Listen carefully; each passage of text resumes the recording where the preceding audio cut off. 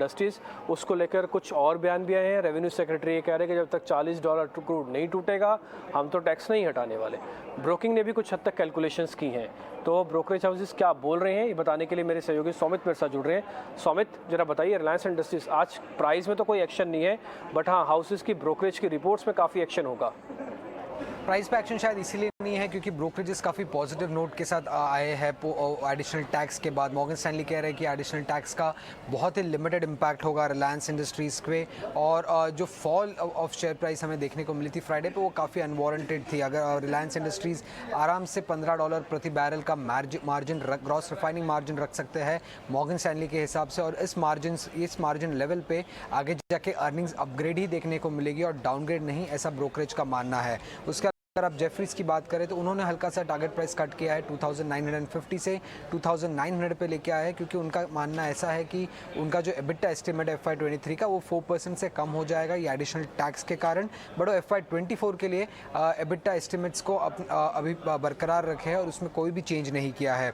उसके अलावा Credit Suisse के नोट में ये कह रहे हैं कि RL पे GRM पे जो ब्लेंडेड इम्पैक्ट आएगा टैक्स का वो करीब $7 से $8 प्रति बैरल का ही होगा, और ये याद रखिएगा कि जो इम्पैक्ट होगा ये बेस प्रॉफिट पे नहीं, इनफैक्ट एक्सेस प्रॉफिट पे होगा। तो बेस प्रॉफिट जो है कंपनी का वो सही उसी लेवल पे रहेगा, इनफैक्ट आगे जाके ग्रो कर सकता है। और ONGC की अगर हम बात करें तो उस पर एक नेगेटिव नोट आया है। JP मॉर्गन ने डाउनग्रेड किया है स्टॉक को न्यूट्रल पे, पहले का रेटिंग बाय था और टारगेट प्राइस भी कट किया है 155 पे, 210 का पहले का टारगेट प्राइस था। और ये डाउनग्रेड के पीछे मेन रीज़न यही है कि गवर्नमेंट ने $40 पर बैरल का एडिशनल टैक्स लगा दिया है क्रूड प्रोडक्शन पे, जो कि काफ़ी नेगेटिव हो सकता है ONGC के लिए आगे चलते हैं।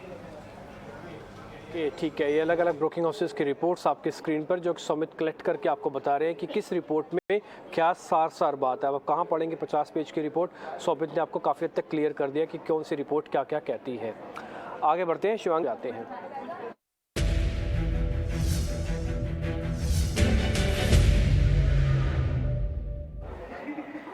एक शेयर तो बड़ी प्रॉब्लम में चल रहा हुआ है इंडिगो, आज ये शेयर टूटा भी और इसके अंदर हमको आज प्रॉब्लम आते हुए देखिए। और दूसरा है सेल, इसके अंदर भी आपको थोड़ा बहुत प्रेशर आज बनता हुआ दिख रहा होगा। सेल और इंडिगो ये मंदी वाले दोनों शेयर आपकी स्क्रीन पर आ गए हैं।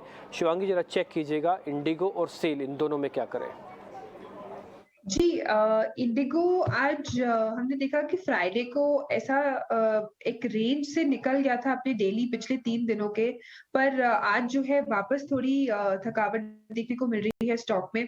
तो मुझे लग रहा है यहाँ पे जो है एक फ्रेश सेलिंग नहीं बन रहा है, क्योंकि फिर भी अपने सपोर्ट जोन्स को रिस्पेक्ट कर रहा है। तो यहाँ पे हम फ्रेश सेलिंग की सलाह नहीं करेंगे। और अगर दूसरी स्टॉक सेल की अगर हम बात करें तो ये एक हाई बीटा स्टॉक है, और इसमें जो मेटल में जो मूवमेंट्स वो काफी एक सेक्टोरल आज एज पर, क्योंकि निफ्टी आज क्योंकि इतना डायरेक्शनल मूव नहीं दे रहा है तो मेटल्स भी नहीं चल पा रहे हैं आज। तो मुझे यहाँ लग रहा है कि सेल में थोड़ी बहुत यहाँ पे और गिरावट हो सकती है, but that will again be marginal. मुझे लग रहा है 66 के नीचे अभी नहीं जाना चाहिए। तो एक शॉर्ट टर्म सेलिंग अगर किसी को लेना है तो वो ले सकते हैं, एक 69 का स्टॉप लॉस मेंटेन करते हुए, पर इसमें ज्यादा डाउनसाइड नहीं देखने को मिलेगा। ओके, ठीक है। आपका इंडिगो पे स्टांस क्या है शिवांगी? जी, उसमें कोई स्टांस नहीं है, क्योंकि वो अभी भी अपने सपोर्ट को होल्ड कर रहा है। तो इसमें फ्रेश सेलिंग या फ्रेश बाइंग करने की इसमें अभी कोई संकेत नहीं है। ठीक है, पहले मैं लेकिन आपको सेल का चार्ट जरूर दिखाऊंगा डेली बेसिस पर, फिर हम आपको इंडिगो का चार्ट भी दिखाऊंगा, क्योंकि इन दोनों को देखना समझना बहुत ज़रूरी है। उसके बाद फिर हम अवॉइड करेंगे। फिलहाल हमने इंटरग्लोब को अवॉइड की लिस्ट में डाल दिया, लेकिन चार्ट से हम प्रूव करेंगे। लेकिन पहले आइए सेल पे, जिसका टारगेट आपको शिवांगी ने दिया है 66 रुपये तक ये वापस थोड़ा और टूटेगा। 69 का आपका स्टॉप लॉस है, लेकिन आप इस पूरी प्रोसेस में देख पा रहे होंगे ये शेयर थोड़ा पहले से पिटा हुआ है, छोटा टारगेट है, छोटा ही स्टॉप लॉस है। आप चाहें तो इसको अवॉइड भी कर सकते हैं, बट एक चीज़ बड़ी नोटिस करने वाली है, ये इसका एक्चुअली रैली वाला पार्ट है जहाँ से शेयर शुरू हुआ था। आप यहाँ पे देख पा रहे होंगे, मैंने मार्क किया हुआ है, ये एक्चुअली इसका रैली वाला पार्ट है जहाँ से एक्चुअली ये शेयर शुरू हुआ। मेटल्स की ताबड़तोड़ रैली आई, उसके बाद ये शेयर कूल ऑफ हुआ, अब ये उसी जगह पे पहुँच गया जिस जगह से शेयर चला था। इसका मतलब है कि एक साइकिल ऑलमोस्ट कंप्लीट हुआ, रुका, चला, टॉप बनाया, रिसेशन आया, लो बनाया, तो ये ऑलमोस्ट अपने सर्कल को कंप्लीट कर चुका है। यहाँ से अगर ब्रेक करेगा तो नया ब्रेक डाउन हो जाएगा इसके अंदर, अगर यहाँ से ब्रेक नहीं करेगा तो एक पुल बैक का कैंडिडेट बनेगा, क्योंकि टिपिकली मेटल्स के अंदर फॉल है। ये है पहला पॉइंट। दूसरा पॉइंट, अब आप छोटे छोटे स्टॉप लॉस और छोटे छोटे टारगेट के लिए अगर आप ट्रेड करना चाहते हो तो फिर सेल को आप देख सकते हो। टारगेट स्टॉप लॉस एक बार आप वापस से दिखा दो सेल का, इसके अंदर जो इंपॉर्टेंट पॉइंट है वो आपको क्लियर रहेगा। अब मैं आता हूँ इंटरग्लोब एविएशन पे, इंडिगो पे। जरा इसका भी चार्ट आपको इसलिए दिखाना जरूरी है क्योंकि ये भी अपने आप में बहुत ही क्लासिकल मूव एक दिखाना चाहता है, वो भी मैं आपके सामने रखता हूँ। आइए जरा आप इंडिगो का चार्ट दिखाइए। हालांकि इस पर ठप्पा आप अवॉइड का लगा के रखिएगा, इसको छोड़ दीजिएगा। 2-3 दिन पहले हम इस शेयर के बारे में चर्चा भी कर रहे थे। अगर आप यहाँ पे देख पा रहे होंगे तो इसके सारे लोज प्रोटेक्टेड हैं, अभी तक किसी तरह का इसने लो ब्रेक नहीं किया।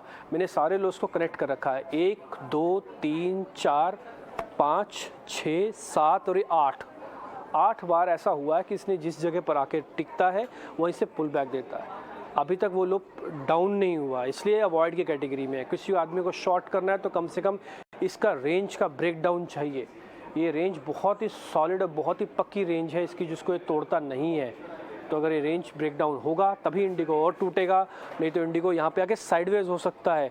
टूटने की प्रोबेबिलिटी कम है। इसलिए जो लोग इस खबर को भी सुन के शेयर के बारे में जानना चाह रहे हैं, अपने वित्तीय सलाहकार से, टेक्निकल एनालिस्ट जिसको भी आप फॉलो करें, पूछिएगा उसके बारे में ज़रूर।